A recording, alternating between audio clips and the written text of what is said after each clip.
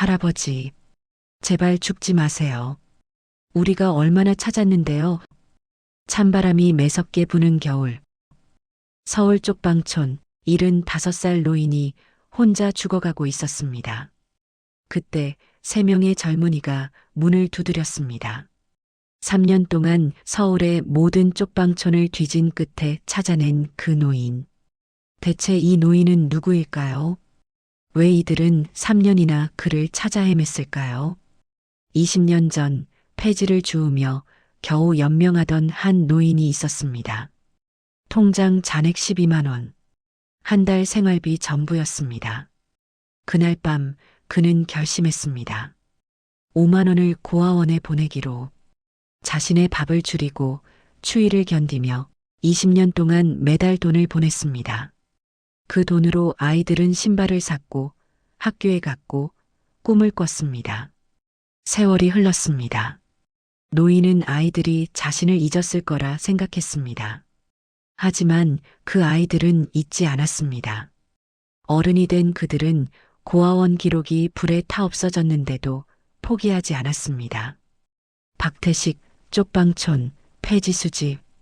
단 3가지 단서만으로 3년 동안 서울을 뒤졌고 마침내 죽어가는 노인을 찾아냈습니다. 한 사람의 5만 원이 어떻게 3사람의 인생을 바꿨을까요? 그리고 그 3사람은 어떻게 한 노인의 마지막을 구원했을까요?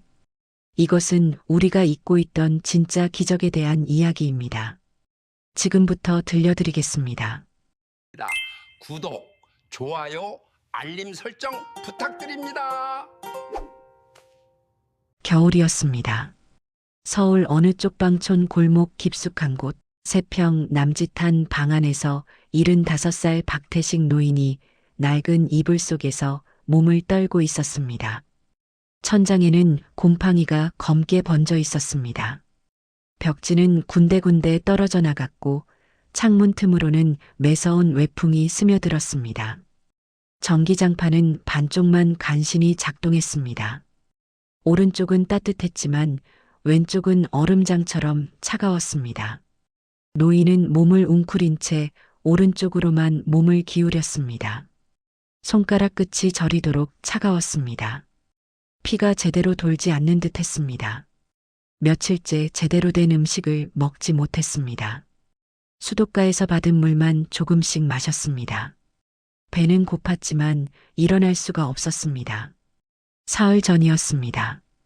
폐지를 수거하러 나갔다가 눈길에 미끄러졌습니다. 그대로 골목 바닥에 넘어졌고 허리가 끊어지는 듯한 통증이 왔습니다. 간신히 방으로 기어들어왔지만 그 이후로 일어설 수조차 없었습니다. 아, 춥다. 노인은 작게 중얼거렸습니다. 목소리는 방 안에 울리지도 않고 허공에 흩어졌습니다. 혼잣말조차 공허했습니다. 노인은 눈을 감았습니다. 손끝이 점점 더 차가워지는 게 느껴졌습니다. 발끝도 감각이 사라지고 있었습니다. 이제 끝인가 보다. 그는 생각했습니다. 두렵지 않았습니다. 오히려 마음 한구석이 담담했습니다. 그저 쓸쓸했습니다. 75해, 긴 세월이었습니다. 하지만 마지막까지 이렇게 혼자일 줄은 몰랐습니다. 아니, 알고 있었는지도 모릅니다. 다만 인정하고 싶지 않았을 뿐입니다. 아내는 15년 전에 세상을 떠났습니다. 폐암이었습니다. 병원비를 감당할 수 없어서 집을 팔았지만 모자랐습니다. 결국 아내는 고통 속에서 숨을 거두었습니다. 그날 이후 노인은 쪽방촌으로 들어오게 되었습니다. 아들이 있었습니다. 하지만 10년째 연락이 없었습니다. 마지막으로 본 날 아들은 말했습니다. 아버지, 저도 제 인생이 있어요. 이제 연락하지 마세요. 아들은 전화번호를 바꿨고 주소도 알 수 없었습니다. 노인은 찾지 않았습니다. 아들에게 짐이 되고 싶지 않았습니다. 주변에 친구라 부를 사람도 없었고 젊었을 때 함께 일했던 동료들은 모두 세상을 떠났거나 연락이 끊겼습니다. 쪽방촌 주민들과도 인사만 나눌 뿐이었습니다. 누구도 깊이 알지 못했고 누구도 그를 깊이 알려 하지 않았습니다. 폐지를 주우며 번 돈으로 하루하루를 버텼습니다. 새벽 5시면 일어나 골목을 돌았습니다. 상가 뒤편, 아파트 단지, 재활용 수거함. 누군가의 쓰레기가 그의 끼니가 되었습니다. 하루 종일 걸어도 10,000원을 벌기 어려웠습니다. 손은 거칠어졌습니다. 굳은 살이 박이고 손톱 밑에는 때가 끼었습니다. 허리는 굽었습니다. 수십 년간 무거운 폐지 더미를 지고 다닌 대가였습니다. 눈은 흐려졌습니다. 시신경이 망가져 글자를 읽을 수 없게 되었습니다. 그래도 버텼습니다. 왜였을까요? 노인은 스스로에게 물었습니다. 왜 이렇게까지 버티며 살았을까요? 답은 간단했습니다.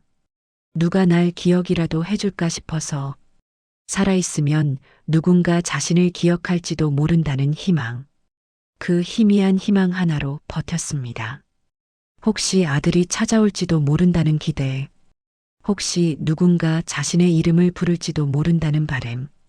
그것이 그를 지탱했습니다. 하지만 이제는 더 이상 버틸 수 없었습니다. 몸이 말을 듣지 않았습니다. 허리는 끊어진 듯 아팠고 손발은 얼어붙었습니다. 머리는 점점 무거워졌습니다. 누가 날 찾는 날이 다시 오려나. 노인은 가늘게 중얼거렸습니다. 목소리는 떨렸습니다. 그리고 방안 어둠 속으로 사라졌습니다. 그는 눈을 감았고 점점 의식이 희미해지고 있었습니다. 이제 정말 끝인가 싶었습니다. 75해의 삶이 이렇게 고요히 끝나는 것인가 싶었습니다. 그때였습니다. 복도에서 소리가 들렸습니다. 발소리였습니다. 한 명이 아닌 여러 명의 발소리였습니다. 급하게 누군가 뛰어오고 있었습니다. 계단을 오르는 소리, 복도를 달리는 소리, 점점 가까워지는 소리. 노인은 눈을 가늘게 떴습니다. 환청인가 싶었습니다. 이제 죽기 직전이라 귀에서 이상한 소리가 들리는 걸까요? 하지만 소리는 계속되었습니다. 그리고 그의 문 앞에서 멈췄습니다. 할아버지. 숨을 헐떡이며 떨리는 목소리로 나를 부르고 있었습니다. 제발 죽지 마세요. 우리가 얼마나 찾았는데요. 문이 열렸습니다. 겨울 햇살이 방 안으로 쏟아져 들어왔고 너무 밝았습니다. 노인은 눈을 가늘게 뜨고 천천히 고개를 돌렸습니다. 문 앞에 3명이 서 있었습니다. 젊은 남자 2, 여자 1였습니다. 얼굴이 상기되어 있었고 눈가가 붉었습니다. 눈물을 참고 있었던 첫 번째 남자가 무릎을 꿇었습니다. 가슴에는 사회복지사 배지가 달려 있었습니다. 그는 노인을 바라보며 말했습니다. 할아버지, 저희예요. 고아원 애들이요. 198번, 201번, 207번. 기억 안 나셔도 괜찮아요. 노인은 그들을 바라봤습니다. 누구인지, 무슨 말을 하는 것인지 머리가 멍했습니다. 여자가 무릎을 꿇으며 눈물을 닦았습니다. 저희는 할아버지 평생 잊지 않았어요. 노인의 눈이 흔들렸습니다. 고아원 198번, 201번, 207번 그 숫자들이 무엇을 의미하는지 천천히 떠올랐습니다. 20해 전이었습니다. 박태식 노인은 그날도 폐지를 주우며 골목을 걷고 있었습니다. 늦은 가을, 날씨가 쌀쌀한 오후, 그는 고아원 앞을 지나다가 담장 너머로 마당이 보였습니다. 아이들이 있었고 심지어 신발도 없이 맨발로 서 있었습니다. 발이 빨갛게 얼어 있었고 옷도 얇았습니다. 아이들은 서로 껴안고 떨고 있었습니다. 노인은 그 모습을 보고 멈췄습니다. 마음이 아팠습니다. 그날 밤 그는 쪽방으로 돌아와 낡은 통장을 꺼냈습니다. 잔액을 확인했습니다. 12만 원이었습니다. 한 달 생활비 전부였고 그는 한참을 고민했습니다. 자신도 먹고 살기 힘든 상황에 하루하루가 고통이었습니다. 하지만 그 아이들의 얼굴이 자꾸 떠올랐습니다. 맨발로 서 있던 아이들, 추위에 떨던 아이들. 다음 날 그는 은행에 갔습니다. 5만 원을 인출했습니다. 고아원 주소를 물어 봉투에 담아 보냈습니다. 이름은 쓰지 않았습니다. 그저 후원자라고만 적었습니다. 그 뒤로도 매달 보냈습니다. 3만 원을 보낼 때도 있었고 5만 원을 보낼 때도 있었습니다. 될 수 있는 만큼 보냈습니다. 자신의 끼니를 줄였고 하루 한 끼만 먹었던 날도 있었습니다. 폐지를 더 주어야겠다는 마음으로 새벽 4시에 일어나 밤 9시까지 일했습니다. 아이들에게서 편지가 왔습니다. 처음에는 읽을 수 있었습니다. 할아버지, 고맙습니다. 저 신발 샀어요. 할아버지, 밥 맛있게 먹었어요. 할아버지, 저 학교 갈 수 있게 되었어요. 노인은 그 편지들을 읽으며 울었습니다. 기뻤습니다. 자신의 작은 돈이 누군가에게 도움이 된다는 사실이 그를 살게 했습니다. 하지만 몇 년 뒤 시신경이 망가졌습니다. 글자가 보이지 않았습니다. 더 이상 편지를 읽을 수 없었습니다. 그래도 편지는 계속 왔습니다. 그는 읽지 못했지만 버리지 않았습니다. 작은 나무 상자를 하나 마련해서 그 안에 편지를 차곡차곡 쌓아두었습니다. 언젠가 누가 읽어주겠지. 그런 희망을 가졌습니다. 세월이 흘러가면서 편지도 점점 오지 않았습니다. 성인이 된 아이들이 고아원을 떠나 자신을 잊었을 거라 생각했습니다. 당연했습니다. 얼굴도 모르는 후원자를 누가 기억하겠습니까? 노인은 그렇게 혼자가 되었습니다. 후원도 멈췄습니다. 더 이상 여유가 없었습니다. 자신의 끼니조차 거르는 날이 많았습니다. 그런데 지금 할아버지, 우리 할아버지 찾는데 3년 걸렸어요. 사회복지사 배지를 단 남자가 말했습니다. 목소리가 떨렸습니다. 고아원 기록이 불타서 후원자 명단도 다 사라졌어요. 그래도 저희는 기억하고 있었어요. 박태식, 쪽방촌, 폐지수집. 저희 서울에 있는 모든 쪽방촌을 다 찾아갔었어요. 할아버지 찾을 때까지요. 두 번째 청년이 낡은 운동화 한 켤레를 꺼냈습니다.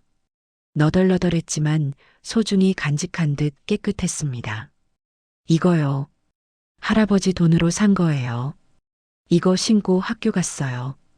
그전엔 겨울이면 발이 얼어서 걷기도 힘들었어요. 근데 할아버지가 보내주신 돈으로 이거 샀어요.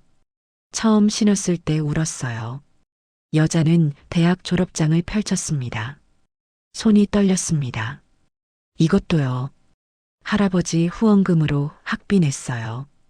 그게 아니었으면 전 중학교도 못 갔을 거예요. 고등학교도 대학교도요. 할아버지가 제 인생 바꿔주신 거예요. 사회복지사가 말을 이었습니다. 할아버지가 아니었으면 우리 셋 다 길거리로 나갔을 거예요. 할아버지는 저희 인생을 살리신 분이에요. 우린 그걸 평생 잊지 않았어요. 어떻게든 찾아야 한다고 생각했어요. 꼭 찾아서 고맙다고, 사랑한다고 말씀드리고 싶었어요. 박태식 노인은 눈물을 멈추지 못했습니다. 목이 메었습니다. 말이 나오지 않았고 그저 눈물만 흘렀습니다. 나는 그냥, 그는 간신히 말했습니다. 목소리가 떨렸습니다. 그냥 조금 도왔을 뿐인데 아니에요. 세 사람이 동시에 말했습니다. 목소리에 힘이 실려 있었습니다. 할아버지는 우리한테 전부예요. 노인은 그 말을 듣고 울었습니다. 75해를 살면서 들어본 말 중 가장 따뜻한 말이었습니다. 새 청년은 방 안을 천천히 둘러봤습니다. 곰팡이가 핀 벽이 눈에 들어왔습니다. 검게 번진 천장, 떨어진 벽지, 깨진 창문 틈으로 들어오는 찬바람. 구석에는 약봉투들이 쌓여 있었습니다. 반쪽만 작동하는 전기장판에서는 타는 냄새가 났습니다. 수도꼭지는 얼어붙어 있었습니다. 요리사 청년이 손으로 입을 막았습니다. 눈물이 주르륵 흘러내렸습니다. 할아버지, 이렇게 사셨어요. 노인은 고개를 돌렸습니다. 부끄러웠습니다. 괜찮다. 난 혼자 사는 게 편해서. 거짓말. 여자가 눈물을 닦으며 말했습니다. 목소리가 떨렸습니다. 할아버지는 혼자가 무서웠을 거예요. 우리처럼. 노인은 대답하지 못했습니다. 맞았습니다. 혼자가 무서웠습니다. 누군가 자신을 찾아주길 바랬고, 누군가 자신의 이름을 불러주길 원했습니다. 하지만 그런 날은 오지 않을 거라 생각했습니다. 사회복지사가 휴대전화를 꺼냈습니다. 119를 부르겠습니다. 할아버지 병원 가셔야 해요. 노인은 손을 저었습니다. 안 돼, 안 돼. 난 괜찮아. 병원비를 낼 수가 없어. 저희가 낼 거예요. 안 돼. 난 누구한테도 짐이 되고 싶지 않아. 요리사 청년이 그의 손을 꽉 잡았습니다. 따뜻한 손이었습니다. 노인의 얼어붙은 손을 감싸쥐었습니다. 그는 노인의 눈을 똑바로 바라보며 말했습니다. 할아버지, 할아버지는 우리한테 짐이 아니에요. 가족이에요. 노인의 눈이 크게 흔들렸습니다. 가족? 네. 우리 가족. 이번엔 우리가 할아버지 지킬게요.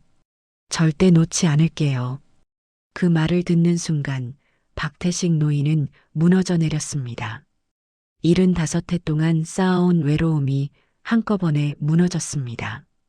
그는 청년의 손을 꼭 쥐고 울었습니다. 고맙다. 노인은 며칠 만에 제대로 된 음식을 먹게 되었습니다. 요리사 청년이 밥을 떠서 입에 넣어 주었습니다. 천천히 드세요, 할아버지. 노인은 밥을 삼켰습니다. 눈물이 났습니다. 맛있구나. 여자가 물수건으로 노인의 얼굴을 닦아주었습니다. 할아버지, 우리 매일 올게요. 절대 할아버지 혼자 두지 않을 거예요.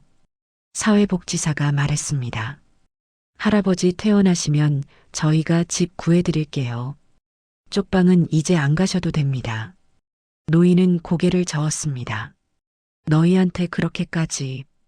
요리사 청년이 말을 끊었습니다.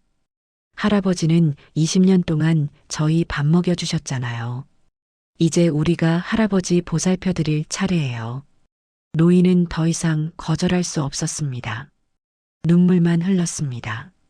어느새 한 달이 지났습니다. 노인의 허리는 많이 좋아졌고 이제는 걸을 수 있게 되었습니다. 영양 상태도 회복되었습니다. 퇴원하는 날 아침이었습니다. 새 청년이 일찍 병원에 도착했습니다. 사회복지사가 말했습니다. 할아버지, 저희가 할아버지 집 준비했어요. 차를 타고 이동했습니다. 도착한 곳은 작은 임대주택 단지였습니다. 깨끗한 건물이었습니다. 엘리베이터를 타고 3층에 올라갔습니다. 문을 열고 들어가 보니 원룸이었지만 쪽방보다는 훨씬 넓었습니다.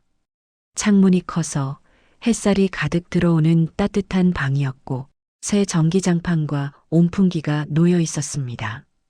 작은 부엌에는 냉장고와 가스레인지가 있었습니다. 노인은 방 안을 둘러보며 말이 나오지 않았습니다. 여자가 냉장고를 열었습니다. 반찬이랑 음식 다 채워뒀어요. 매일 새 반찬 가져다 드릴게요. 요리사 청년이 말했습니다. 제가 식당에서 일하니까 음식은 걱정 마세요. 매일 따뜻한 거 해드릴게요. 사회복지사가 서류를 꺼냈습니다. 임대료는 저희가 낼 거예요. 걱정하지 않으셔도 돼요. 전기세, 수도세, 관리비도요. 할아버지는 편히 쉬기만 하시면 됩니다. 노인은 주저앉았습니다. 이게 꿈인가? 꿈 아니에요. 현실이에요. 우리 이제 진짜 가족이에요. 박태식 노인은 환하게 웃으며 말했습니다. 고맙다. 정말 너무 고맙다. 저녁이 되었습니다. 요리사 청년이 주방에서 음식을 준비했습니다. 된장찌개를 끓이고 계란말이를 부쳤습니다. 밥상이 차려졌습니다. 따뜻한 쌀밥, 구수한 된장찌개, 아삭한 김치, 노릇한 계란말이. 네 사람이 둘러앉았습니다. 할아버지는 떨리는 손으로 숟가락을 들었습니다. 내가 이런 밥을 먹어도 되나? 할아버지는 평생 이렇게 드셨어야 해요. 여자가 말했습니다. 노인은 밥을 한 숟갈 떠서 입에 넣었습니다. 따뜻했습니다. 눈물이 흘렀습니다. 맛있다. 그는 울면서 밥을 먹었습니다. 새 청년도 눈가가 붉어졌습니다. 그들도 함께 밥을 먹었습니다. 아무도 말하지 않았지만 모두 알고 있었습니다. 이것이 가족의 시작이라는 것을. 어느덧 3개월이 흘렀습니다. 박태식 노인의 삶은 완전히 달라졌습니다. 매일 아침 햇살에 눈을 뜨게 되었습니다. 따뜻한 이불 속에서 편안하게 잠을 잤습니다. 더 이상 추위에 떨지 않았습니다. 할아버지의 생일이 다가왔습니다. 새 청년은 비밀리에 준비했습니다. 생일 당일 저녁 그들은 노인의 집에 모였습니다. 할아버지, 눈 감으세요. 할아버지는 눈을 감았습니다. 무슨 일인지 몰랐습니다. 잠시 후 그들이 말했습니다. 이제 뜨세요. 눈을 떠보니 작은 케이크가 식탁 위에 놓여 있었습니다. 촛불이 켜진 케이크를 앞에 두고 세 사람이 박수를 치며 노래를 불렀습니다. 노인은 얼어붙었습니다. 내 생일을 어떻게? 여자가 웃으며 말했습니다. 고아원 기록 뒤져서 찾았어요. 할아버지, 소원 빌어요. 할아버지는 촛불을 바라봤습니다. 떨리는 불빛이었습니다. 그는 조용히 두 손을 모으고 눈을 감았습니다. 나 이제 죽고 싶지 않습니다. 이 아이들 곁에 조금 더 있고 싶습니다. 이 따뜻함을 조금 더 느끼고 싶습니다. 간절한 기도 후 촛불을 끄고 노인은 떨리는 목소리로 말했습니다. 난 살고 싶다. 너희랑 더 오래 살고 싶어. 요리사 청년이 할아버지를 껴안았습니다. 오래오래 사세요. 우리 평생 함께 있을 거예요. 고맙다. 정말 고마워. 케이크를 자르고 함께 먹었습니다.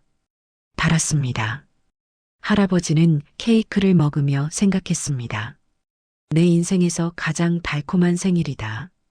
그날 밤 새 청년이 돌아간 후 할아버지는 창밖을 바라봤습니다. 별이 보였습니다. 예전에는 보이지 않던 별들이었습니다. 아니, 항상 있었지만 보지 못했던 것일지도 몰랐습니다. 혼자였을 때는 모든 게 어두웠고 앞도 보이지 않았습니다. 하지만 이제는 달랐습니다. 세상이 밝아 보였습니다. 할아버지는 깨달았습니다. 자신이 보낸 작은 돈이 이렇게 큰 사랑으로 돌아왔다는 것을, 자신이 뿌린 씨앗이 이렇게 아름다운 나무로 자랐다는 것을. 시간이 흘러 이듬해 크리스마스 이브날이 되었습니다. 할아버지의 작은 집 거실엔 작은 트리가 놓여 있었습니다. 알록달록한 전구가 반짝이고 창밖에는 눈이 내리고 있었습니다. 요리사 청년이 특별히 준비한 음식을 네 사람이 함께 먹고 있었습니다. 갈비찜, 잡채, 전, 떡국, 크리스마스와 한국 명절 음식이 섞여 있었습니다. 맛있다. 노인이 말했습니다. 정말 맛있어. 많이 드세요, 할아버지. 오늘은 특별한 날이잖아요. 특별한 날? 할아버지 만난 지 딱 1년 되는 날이에요. 노인은 잠시 생각했습니다. 맞았습니다. 작년 이맘때였습니다. 쪽방에서 죽어가던 자신을 이들이 찾아왔던 날. 그날이 바로 크리스마스 이브였습니다. 식사를 마치고 네 사람은 거실 소파에 앉았습니다. 창밖 눈을 바라봤습니다. 하얀 눈이 조용히 내렸습니다. 할아버지, 뭐 보세요? 여자가 물었습니다. 눈이 오는 걸 보고 있어. 작년 이맘때 난 죽을 줄 알았다. 노인이 조용히 말했습니다.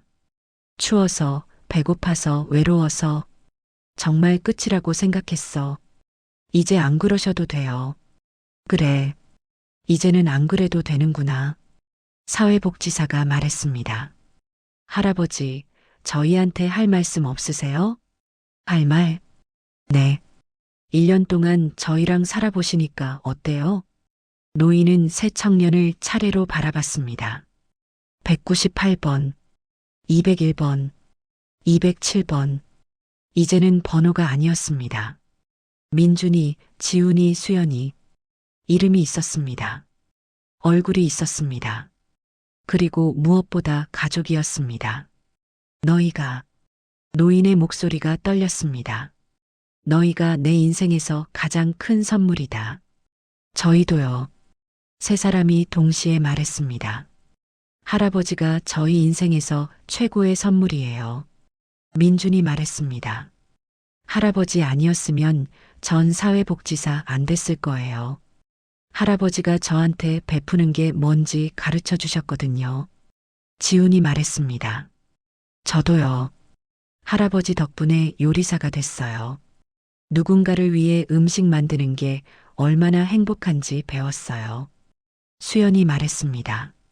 전 할아버지 덕분에 공부할 수 있었어요.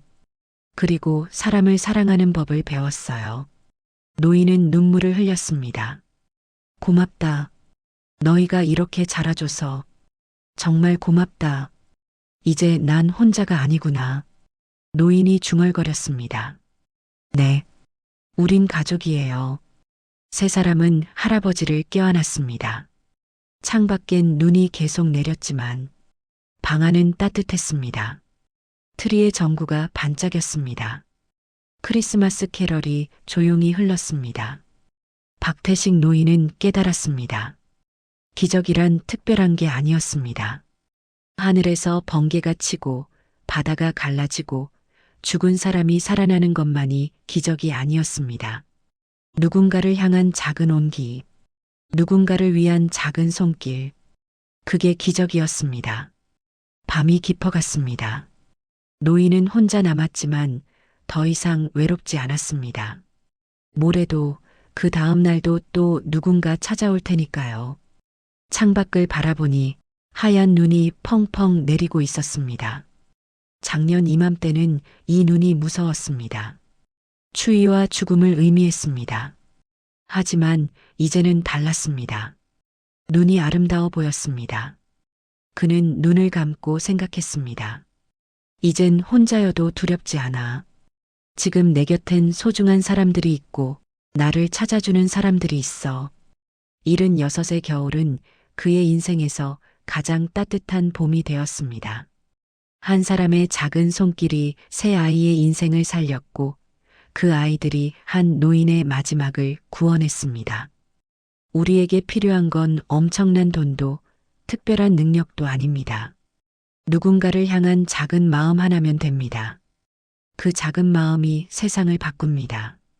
그 작은 마음이 기적을 만듭니다. 박태식 노인은 그날 밤 가장 평화로운 잠을 잤습니다. 그의 얼굴에는 미소가 머물러 있었습니다. 이 이야기가 당신의 마음에 작은 울림이 되었기를 바랍니다. 구독, 좋아요, 댓글, 알림 설정으로 다음 이야기도 함께 해주세요.